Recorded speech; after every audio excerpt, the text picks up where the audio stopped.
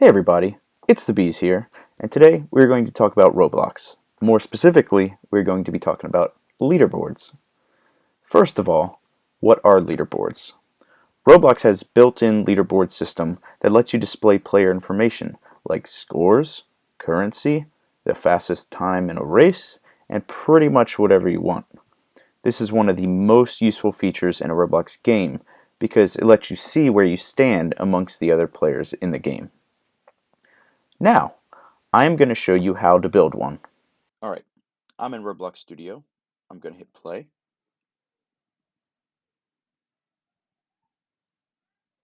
And as you can see, here's a simple leaderboard I put together to give you an idea of what we are going to build. As you can see, it displays the player name as well as the number of points the player has. And this can be useful in a first-person shooter game where the player with the highest number of kills wins. So let me show you how I did this.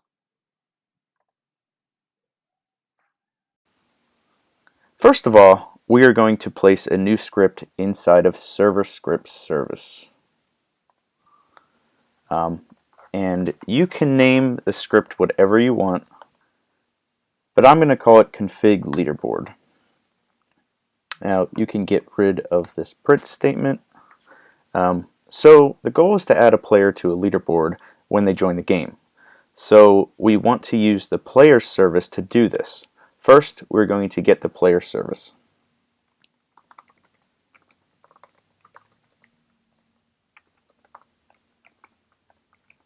Then we are going to use the player added event to config the player to the leaderboard.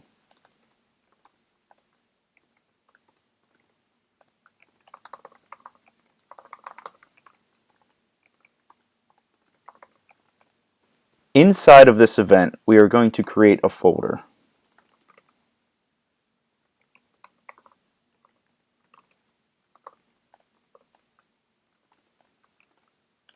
This folder needs to be named leader stats in order for this to work.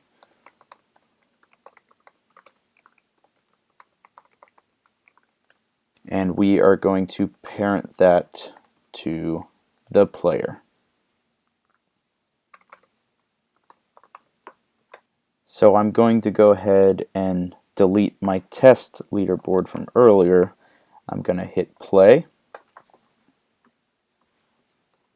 And as you can see, I'm in the game and it added my player to the leaderboard.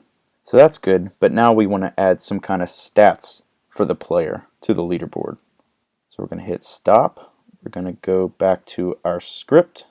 So now we want to create a new int value that's going to hold the number of kills for a player.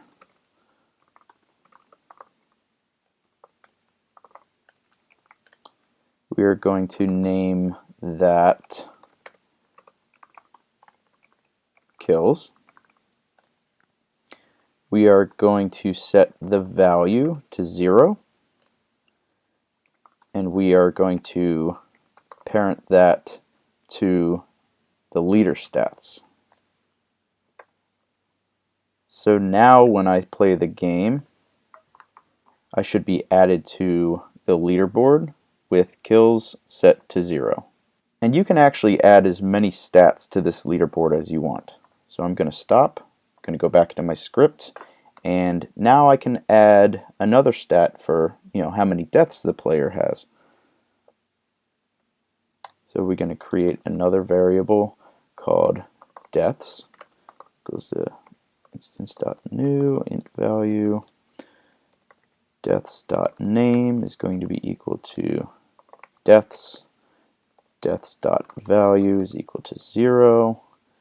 And deaths.parent is equal to leader stats. So now we're going to load into the game again. And there you have it. My player was added to the leaderboard with 0 kills and 0 deaths. So here's another quick look at the script. We're using the player service to check when a player is added. We are creating a folder called leader stats and putting that inside the player.